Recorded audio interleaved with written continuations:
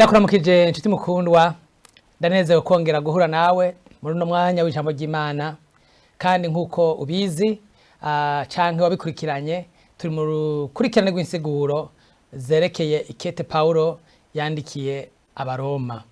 Ikete Paulo yandikiye Abaroma nko twabivuganye ni ikete ryiza cyane rifasha gose umuntu w'Imana gutahura ubutumwa bwiza icarico ingene umuntu yemerwa n'Imana. Mbere mu gihe cya kabiri tugatahura n'ingena umuntu yobaho muri ubwo buzima bushasha. Rero tumaze kuvugana insiguro zitari zinkeya gushika ku gihe cya 12.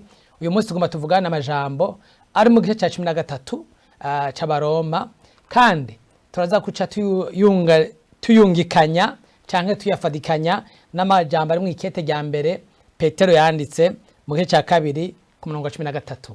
Kaze dusoma amajambo y'Imana hanyuma tuyinjiremwe mu nsiguro.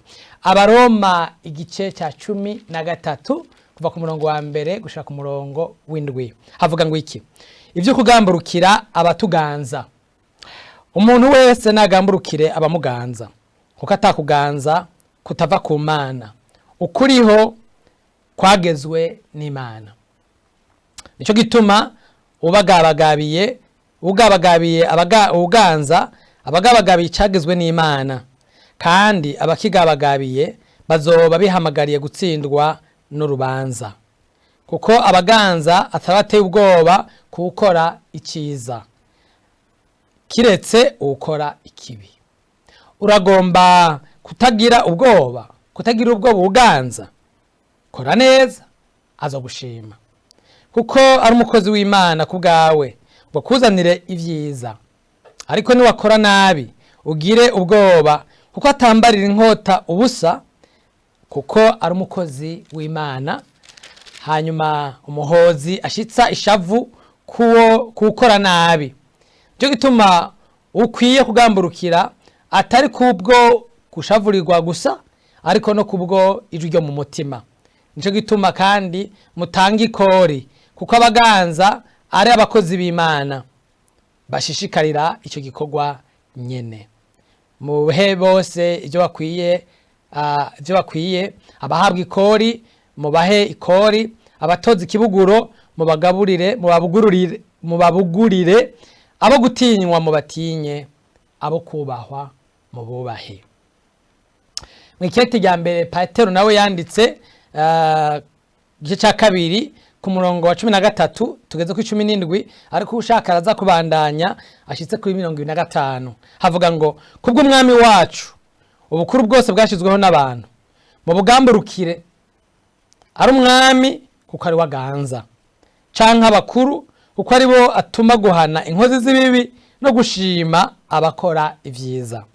Kuko ivy'Imana igomba ari uko gukora neza kwanyu kunumya abantu b'imburabwenge batagira ico bazi, ngo mube nk'abidegemvya, ariko atari kugira umwidegemvyo wanyu icitwikiro c'inzigo, ariko mube nk'abakorera Imana. Mubaha abantu bose, mukunde bene data, mutinye Imana, mwubaha umwami. Amen. Amajambo ko navuze ari mu rukurikirane rw'izi nsiguro zerekana ubutumwa bwiza icarico ingene umuntu yemerwa n'Imana. Twaravuganye n'ingene nabwo kwiragizwa bugashikira benshi, uruhara rwanje n'urwiwawe. Hanyuma twaravuganye n'ingene bukwiye guhindura umuntu akava muri kameremere yiwe ya kera akaja muri kameremere nshasha irongorwa na mpwemu yera. Ivyo rero vyuko ahinduka akambara kameremere ya mpwemu yera bitegerezwa kugaragarira mu buzima bwa misi yose. Aha rero ibi bice bikurikira kuva 12 vyerekana ubuzima rukristo mu buzima bwa misi yose ingena bugaragara. Twavuganye muri rusangi ingena bugaragara mu gihe cya 12. Reka tuvugane ingena ubuzima rukristo bugaragara mu migenderanire yiwe n'abaganza abamutwara. Ni kuki uwizeye akwiye kugamburukira abaganza? Niryo jambo tugomba tuvugane tubona muri uno murongo canke muri kino gisomwa. Muri kino gisomwa twasomye Paulo ariko arerekana afatanije na Petero ko kijijwe kimwe mu bikwiye kumuranga nuko agamburukira abamuganza. Tuvuze abamuganza mbega tuvuze bande? abaganza abantu nabari imbere y'abandi, uhereye ku rwego rwo hasi, tuvuge nyumba kumi, umukuru w'ishure, umuyobozi w'ishure, tuvuge umwarimu mu ishuri ku banyeshure, tuvuge umukuru wa banke ku bakora muri banke, tuvuge uwari we wese afise umuntu amurongora, tugiye mu ishengero, abarongozi mu ishengero, abaganza n'aba bantu bari imbere yacu bajejwe urutonde, bajejwe gukurikiza amategeko atugenga kandi bajejwe kuturongora. Avuga rero ati uwukijijwe icyerekana ko yahindutse nuko agamburukira abo bantu, akagamburukira abaganza Imana ashize imbere yiwe. None ni kubera iki ategeza kubikora? Kuko aya majambo aragoye. Ndavye kahise kacu ku Burundi byaragaragaye ko abakristo batashinzwe muri ano majambo. Mu nyifato nyinshi cyangwa zitandukanye twagize mu bihe igihugu caciyemwo, mu biba mu mashure, mu biba mu buzima bwa misi yose no ku kazi, biragaragara ko abakristo aha hantu batashinze imizi, bahakwa kwigenza nka bene wabo cyangwa abakorana nabo batizera. Aha muri kino gisomwa tubona ibintu bibiri nyamukuru bisigura igituma jewe na wewe dukwiye kugamburukira abaganza. Pawulo ikintu cyambere avuga ngo ni vyiza ko tugamburukira abaganza kuko kuganza kuva ku Mana. Niyo majambo twasomye mu gihe cyambere ku murongo wa mbere uwe cya 13. Umuntu wese nagamburukire abamuganza kuko atakuganza kutava ku Mana, ukuriho kwagezwe n'Imana. Iryo jambo turitahura neza dusubiye muri rya rindi ryo muri Petero, rimwe Petero yandika mu rya kete rya mbere twavuga, aradufasha gutahura neza. Avuga ati kubw'umwami wacu ubukuru bwose bwashizweho n'abantu mu bugamburukire, ari umwami kuko ari waganza cyangwa abakuru kuko ari bo atuma guhana inkozi z'ibibi no gushima abakora ivyiza. Ukuganza kuva ku Mana bisobanurwa iki? Ndabaza kumva abantu bibagora gutahurira ijambo, bagacagomba kuvuga yuko urongora ahariho hose aba yagenywe n'Imana. Sivyo? Ukuganza kuva ku Mana bisigura ko Imana niyo yatanze uburenganzira, niyo yategekanije ko hari abantu haba barongora, ahari abantu haba baganza. Rero ingena bajaho n'ingena bashigwaho si Imana ibikora, n'abantu babihitamwo. Ni Petero abitubwira ati abica bivuga neza Petero ati abaganza bashizweho n'abantu. Nuvuga ngo abantu nibo bahitamwo uburyo batora abaganza. Kubwo mwami wacu bukuru bwose bwashizweho n'abantu mu bugamburukire. Rero ndabona mpora numva bavuga ati mbega niye ntwaro nziza Imana yemera, mbega ni demokrasi, mbega ni republika, mbega nizi. Oya, Imana yahaye uburenganzira abantu ngo bashireho uburyo bw'intwaro. Kandi uburyo bw'intwaro burahindagurika, ivyo ntivyerekeye Imana, vyerekeye abantu yabahaye uburenganzira.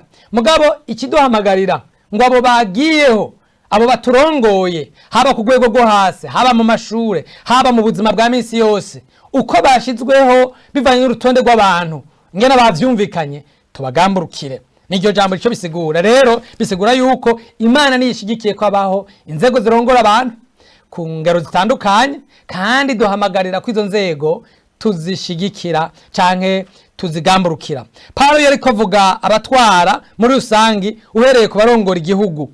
Petero camwungana avuga ngo abami n'abakuru. Awovuga mu Burundi yo bavuze mukuru w'igihugu n'abashikiranganje n'abatwara intara n'abatwara makomine. Ariko aho mvuze gutyo naje mbagarukiye hafi kuko aho harimwo n'ibisata bitandukanye by'igihugu, abantu bahawe bibarongora, ubutungane n'ibindi byinshi. Ariko tugiye no buzima bwa misi yose hariho amashira hamwe adandaza, hariho ubuzi bwa misi yose burimwo ababuganza. Paulo yarazi ko ubutegetsi barimwo bwari bufise ingorane, ariko ntivyari ugwitwazo kuko batabugamburukira. Mwumve neza abo bantu Paulo yeko arabwira bari abantu batwagwa n'umwami agoye.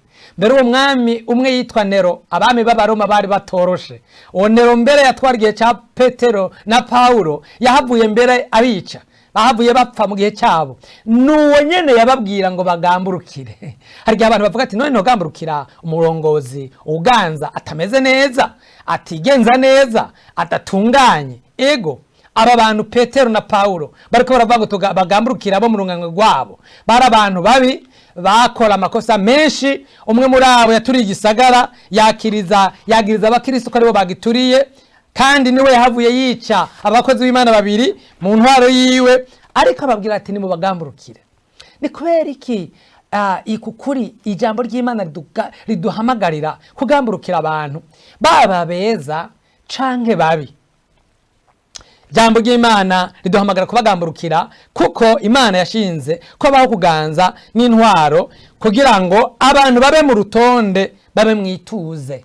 Imana irashigikira ko aho uburongozi ari bwiza tukanezererwa n'amahoro. Niyo atari bwiza, Imana irashigikira ko aho uburongozi uko n'abantu babushiraho kugira ngo abantu babe mu mahoro, babe mwituze. Iyo hatari uburongozi, iyo ata muntu atanga umurongo, haba mu ishure mu banyeshure, haba ubuyobozi bw'ishuri ryose, haba muri quartier, haba mu ikomine, bitibagiwe urwego rw'igihugu, haba akajagari, nta rutonde rubaho, abantu bigenza uko bagomba. Nakamara kubwira inshuti mukundwa, uwo kuraba polisi mu gihugu cacu akavuga ati abantu nibabeho nkuko bagomba, buno nyene amazu yoca amenwa, buno nyene imodoka zimwe zogenda ziduga izindi zimanuka, hoca bambute yaje, buno nyene twoza tuba mu muriro udahera.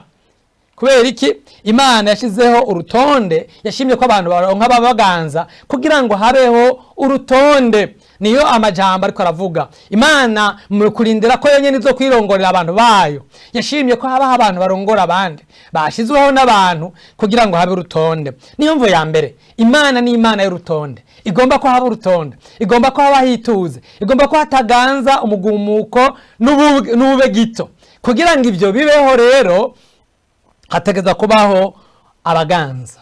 Abafaransa nibo babivuze neza, bavuze ngo ubwitonzi bw'umwene gihugu ni ugutinya umupolisi, bavuze umujandarume. Nukuvuga ngo abantu bigenza neza, abantu bakurikiza n'imiburiburi, bariba, baragerageza kurenga amategeko, ariko baguma bacunganwa n'amategeko n'abayubahiriza. Iyo rero batariho, munyumve neza, abantu babi nibo boca baganza, ibintu byoca vyononekara, abantu bofatwa ku nguvu, nta kintu na kimwe cyosigara. Ubutegetsi naho bwogira ingorane, hariho ikintu buguma buriko burafasha, buragabanya amero n'amageragezwa y'abantu bakora ikibi. Nicyo gituma Imana igomba ko abaganza, kandi ababa bariho tububahiriza, tukagendera amategeko, tukayayoboka. Ikindi Imana yashize ko abaganza kugira bayibera abakozi bashitsi ivyigomba. Ndakunda umurongo wa 4 gose uvuga ngo kuko ari umukozi w'Imana kubgawe ngo akuzanire ivyiza. Umukozi abatwara n'abakozi b'Imana bazana ivyiza. Mbega bazana ivyiza ibihe? Y'abantu babana haba mu rwego rutoya cyangwa urwego runiniya, hari ibintu bakenera vyangombwa umwe wese atokwironderera ngo abironke. Hari ibintu bategeza gusangira, bitegeza kuronderwa n'umuntu abitwararitse bari hamwe. Reka ndabaha akarorero, amabarabara umwe wese yogomba ngo agire ibarabara giyiwe, hanyuma tuze turariha amahera mu guca mu mabarabara y'abantu. Mbega aho caba ubuzima bumeze gute? Iyo abatwara baducira amabarabara baba bakoreye Imana, iyo igomba ko habaho uruja n'uruza, iyo igomba ko abantu bubahirizwa kandi ntibarenganywe ngo hagire abaca bakandamiza abandi. Kuvugwa ni ikintu twese dukeneye.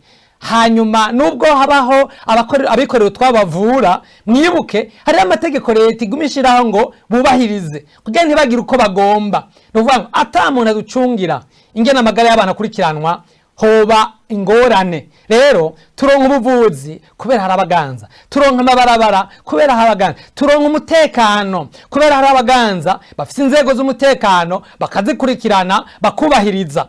Novuga ibintu vyinshi ariko sinobiheza. Turonka ubutungane kugira ngo abantu bagume bajyana kubera hari abaganza bategekanije ingene amategeko yobahirizwa.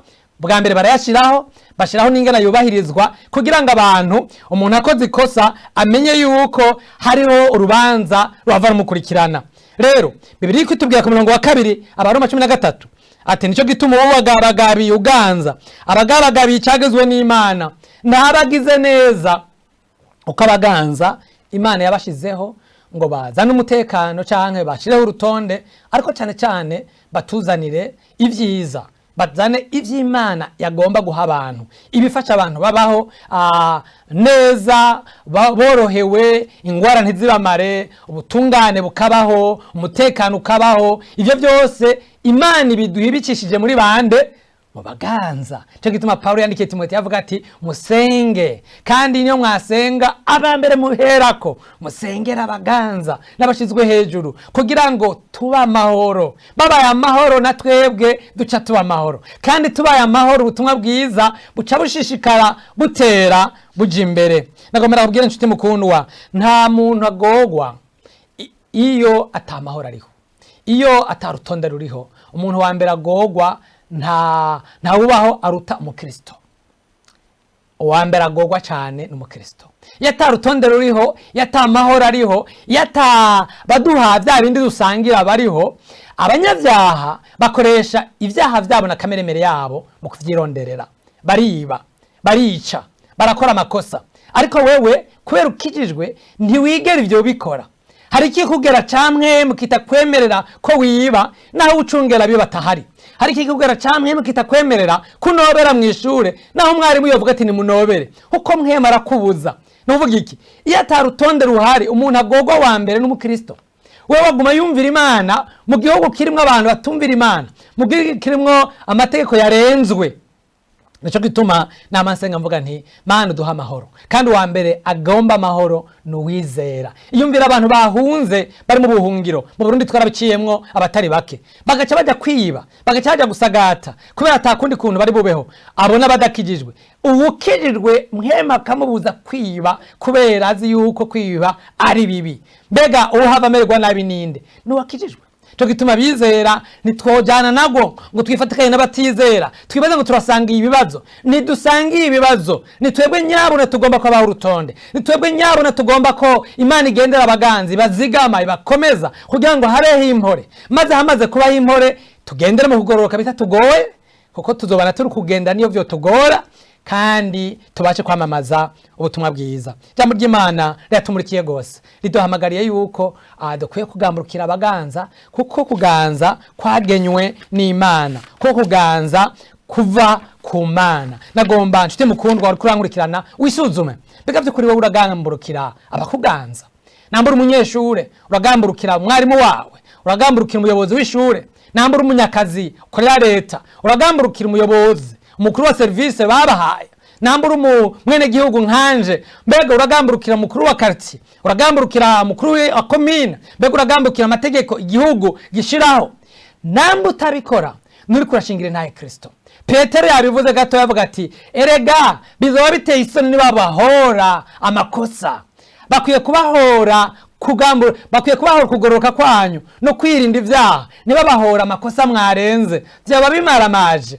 Uzusuzume neza uzagusanga Imana iduhamagarira kugamburukira abaganza, kuko kuganza kwavuye ku Mana, kandi iyo tubikoze tuba duhesheje icubahiro Imana. Ndabona muri kino gisomwa icya kabiri, imvo ya kabiri igomba ko tugamburukira abaganza no kugira ngo tubeho mu mahoro. Hajya muri amajambo harakomeye gose ku murongo wa kabiri. Nico gituma ugabagabi uganza, abagabagabi cyagizwe n'Imana, kandi abakigabagabiye bazoba bihamagariye gutsindwa n'urubanza. Aho gace ka kabiri kavuga ngo gutsindwa n'urubanza. Gatatu, uko abaganza atarabateye ubwoba kuko riciza, kiretse uko rikibi, uragomba kutagira ubwoba uganza, kora neza azogushima. Kane, kuko ari umukozi w'Imana kubgawe ngo kuzanire ivyiza. Gihe cya kabiri cyo kuri kane, ariko niwakora nabi ugira ubwoba kuko atambarira inkota ubusa, kuko ari umukozi w'Imana umuhozi ashitse ishavu kukora nabi. Nico gituma ukwiye kugamburukira atari kubwo kushavurirwa gusa, ariko no kubwo ijwi ryo mu mutima. Nico gituma kandi mutanga ikori kuko abaganza arabakozi b'Imana babashishikarira igikorwa cayo nyene. Utagamburukiye abaganza aba mu ruhagarara hamwe n'ibihano, ntashobora kuba mu mahoro yo mu mutima. Paulo yibutsa muntu wese igihe agararije cyangwa atumviye abaganza ko azobihanirwa. Amategeko arashigwaho, kandi amategeko ashizweho ahacyashigwaho n'ingena uyarenze ahanwa, mbere n'ibihano bigategurwa. Uwumviye abaganza agakora ibyo basaba agenda adafise ubwoba kuko ataco yinona. Niko twabonye ku murongo wa gatatu. Uragomba kuba amahoro, uragomba kutatukura amaso ubonye abapolisi mwibarabara. Genda nebikwiye mu modoka, gendera ku muvuduko bagusaba, genda ataco winona, uzobashikira uzobaramutsa unezerewe. Ariko bashikiriye uzi ko hari ikintu wiyagiriza, naho batokuvugisha ijambo na rimwe, amaso yawe aravyerekana ko ufise ikibazo, umutima wawe utangura gukubita kubera uzi yuko hari ico wiyagiriza. Ugabagabiye abaganza akwiye gutinya kuko bashiriweho guhana. Bibiliya yatubwiye ku murongo wa 4 ngo ntiyambarira inkota ubuso uganza. No kuvuga iki? Ariko arakora yambaye ujya mwambaro ubucamanza, ubupolisi, ubuyobozi, sinzi ico novuga kigaragaza ubutegetsi, nacambarira ubusa. Bijya myambaro yerekana ububasha yahawe bwo kubahiriza amategeko, kandi ugabagabiye ivyo bagenye bazomuhana. Pawulo ariko yerekana yuko kugamburukira abaganza ni inyungu yiwacu. Uretse yuko biduha urutonde tuba mu rutonde mu ngingo ya mbere, biduha kubaha amahoro yo mu mutima. None ni gute twobaho tugamburukira neza abaganza? Nibiki byo dufasha kugamburukira abaganza? Navuze ngitangura nti aya majambo muri kahise k'ishengo ryo mu Burundi yaradutsinze gose, kuko byaragaragaye ko ahari imigumuko y'ivya politike ugasanga abakristo nabo nyene barimwo, haba umugumuko mu mashure ugasanga abakristo nabo nyene barimwo, abantu bakabura ayo bakira nayo bamira, bakabura aho bahagarara. Twebwe ijambo ry'Imana ratomoye, aho duhagarara haratomoye, nuko tugamburukira abaganza, nuko twubahiriza amategeko, nuko tugendera mu rutonde, nuko tutaba mu bimbere mu bagumutsi, abo bo kwita abagumuka n'abagenda nkuko bitabereye. None ni kubera iki bamwe batabigenderamwo? Nuko uza gusanga batazi n'ivyo amategeko avuga. Rero icyo twokora kugira ngo tumenye byo dufasha kugamburukira abaganza, tumenye ibisabwa, nuko twosoma amategeko, tukitabira amanama aho basigura ivyo mwene gihugu canke uri mu gihugu yitezwe ko. Aya n'amajambo akomeye, kuba abanyabwenge ntitube ibipfu. Pawulo ya majambo arayagaruka ko mu Banyefeso 5 ku murongo wa 15, nuko tuba abanyabwenge tukamenya ibisabwa.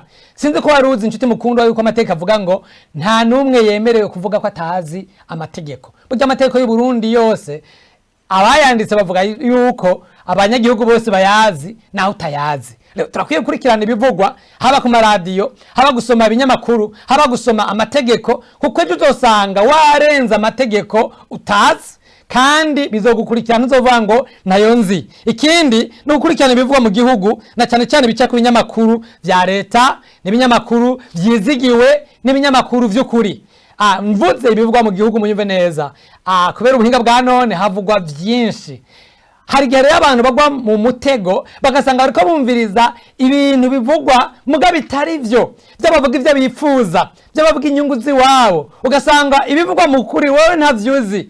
Uwizera akwiye kubumviriza ibivugwa vyose, ntiyirengagize n'ibivugwa n'ibinyamakuru vy'igihugu canke ibinyamakuru vyemewe, kuko uzosanga wajanye na mohe y'abantu bariko bavuga ivyo bifuza, wewe ntibumenye ivyo usabwa n'abaganza, kuko nibo bakuganza. Niko ijambo ry'Imana ryatubwiye, kwirinda igihari na mohe y'abantu badashaka kugendera mu vy'ubutegetsi busaba. Iri jambo rirakomeye cyane. Imisi yose hama hariho abantu bakunda kandi bayoboka abarongozi. Ariko mvuga mu ishure, andiko mvuga mu kazi, andiko mvuga no mu gihugu mu nzego zitandukanye. Mugabo hama hari geragezwa, sinzi gituma y'abantu bagomba kudadika, bagomba kunaniza abarongozi, kandi bajumugwi bajinama ingena borengera amategeko. Rero uwizera arakwiye kwirinda ico gihari, kuko cyama kiriho. Narababaye igihe kimwe ntari bwakizwe, ntari bwakomere mu gakiza, nari namaze gukizwa mu gasane bwakomere mu gakiza. Nasanze hari greve aho niga amashuri yisumbuye, sanga ndi muri yo. Mugiyo greve yarambabaje gose no muri cyayicuza, sanga iyo greve yari yamoko. Nsanga vy'ukuri bene data dusengana nituri kumwe muri iyo greve. Nsanga vy'ukuri nagiye mu macakubiri, vy'ukuri ntavyo narinzi. Kubera iki? Najanye n'ikigwi cy'abantu, sinarondera kumenya igituma bariko baragira ivyo. Sanga tugiye mu mugumuko, sanga ndi muri we. Ikintu cyambabaza mu mutima ni bene data dusengana bavuga ati na wewe bijya uri muri ivyo. Nari mu mwaka w'9, nari nkiri muto, narababaye cyane, sinabisubiriye mu nyuma kandi nzokwama ngerageza kubaho ubuzima aho je ntakurikira igihari, kwirinda igihari c'abanobera mu ishure, igihari c'abagumuka mu ishure bazana amagreve, igihari c'abarenga amategeko ku kazi, igihari c'abagwanya umuyobozi akurongoye ku kazi barabaho, igihari c'abanka amategeko y'igihugu bayagoreka. Ijambo ry'Imana muri Zaburi ni ijambo rikomeye cyane rivuga ngo hahirwa abatagendera mu nama z'ababi n'abaticarana n'abacokoranyi.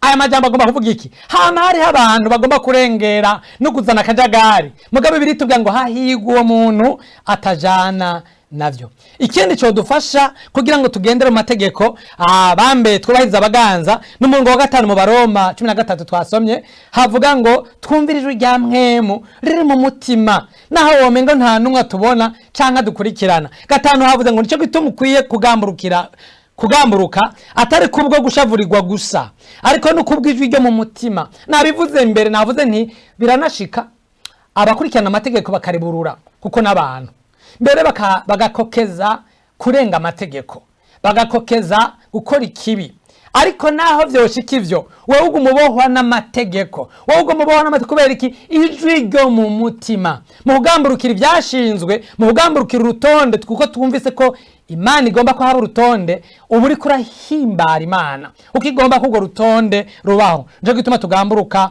kubwo ijwi ryo mu mutima. Sinzi kurumva nshuti mukundwa, umuntu w'umusuma yafashwe n'umwana. Iyo nkuru yamivugwa, sinzi ko nawe urayumva. Umuntu yarakomeye akuze, hanyuma ariko ariba hari mu isoko, umwana mutoyi aramufata canke umumama bigaragara ko atanga ngaya nawe. Uwo mugabo acajugumira agati nguvu, abantu bagacavuga ati none uwo mugabo akomeye gutya yajugumijwe niki? Afashwe n'umugore, afashwe n'umwana mutoya. Igituma yajugumiye nuko arazi ko ariko akora amakosa, nta mahoro afise mu mutima, yariko yibaza yuko ariko akora amakosa. Cyo gituma umuntu amufashe, ubwoba buca mutekera, inguvu zicaje mujana, ivyiyumviro bica bicanganyika, agaca hagarara akabigitimbe. No kuvuga yuko ntushobora kugira amahoro, ntushobora gutekana mu mutima iyo utari kurakurikiza ibisabwa. Ngo uyu wundi muco rino jambo ry'Imana duhishuriye, uwizera ko yogamburuka gambukira abaganza kugira ngo abe mu mahoro. Nagomba kubaza inshuti mukundwa, mbega wewe vy'ukuri uragamburukira abaganza? Uragamburukira urutonde rwashizwe aho uba, aho wiga, aho ukora, akarere ubamwo? Mbega wewe vy'ukuri ntujana n'akagwi, ntuwicarana n'abacokoranye, abantu bagwanya uburongozi, abantu bagwanya urutonde, kuko twavuze ko baba bariho? Mbega vy'ukuri wewe uramenya ibiriko biravugwa?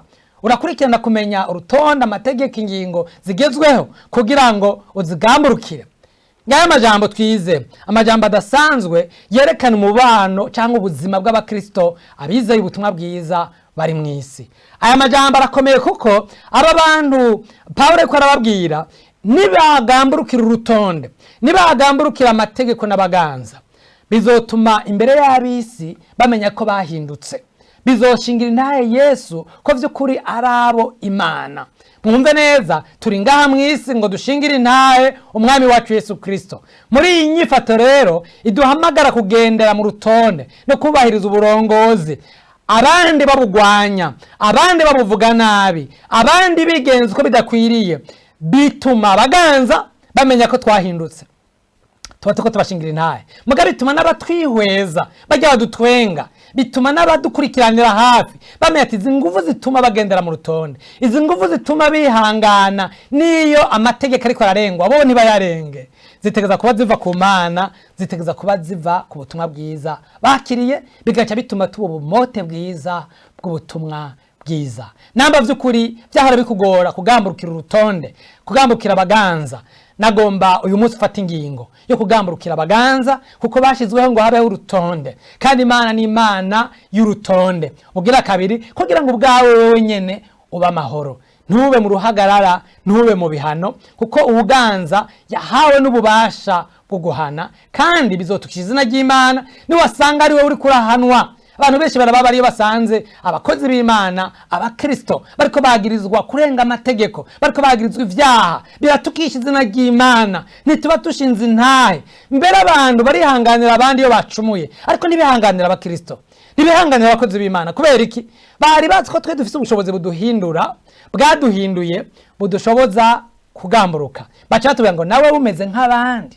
nawe wigenza nk'abandi by'ukuri izina ry'Imana tuba turitukishije namba by'ukuri byaragushikiye ukagenda nkuko bitabereye ukaba mu mugumuko ukaba mu bantu mukicana n'abanyakibi ukaba sindabibazwa ukaba ufata minenegwe urutonde n'uburongozi bwawe wahawe uhereye aho uri gukora naho wirigwa nagomba muri kano kanyo saba Imana imbabazi kandi ufata ingingo yo kugambukira abaganza kuko niba bikora uzobaye cabana ca Kristo uzobaye uzanye ubumote bwiza bw'ubutumwa bwiza. Mana ndagushimiye ku ijambo ryawe ryiza ritomoye umaze kuducungura dushize ngaha mwisi ngo tubivyabona tumaze guhindura ingeso zacu za kera ngo twabyize mu gihe cya 12 uduhamagara kubigaragaza ko twahindutse mu migendane yacu n'abaganza n'abatizera canka bizera. Mana ubabarire umuntu wese abaho mu mugararizo mu mutima wiwe yifatanya n'ababi agendana n'ababi ko adakurikiriza urutonde yakwepa amategeko nkuko abandi bayakwepa kuko mwami nkumbure yari mu butamenya nuwabikora ibigirankana atsinzwe n'ibyo mu mutima umubabarire. Ndasenze Mana urema umutima utekanye umutima wumvira umutima ukuyoboka mu bantu bawe mu ishengero ryawe kugira ngo ishengero ryawe mu Burundi tubivyabona vyawe kandi tubigaragarisha ingena twubaho urutonde rwashizweho kandi dushingira intahe Kristo mu kubaho mu kubahiriza amategeko no kuba mu mahoro mu mitima yacu. Urakoze kuri Imana yumva kandi kubikoze mu izina rya Yesu. Amen. Imana iguhezagire.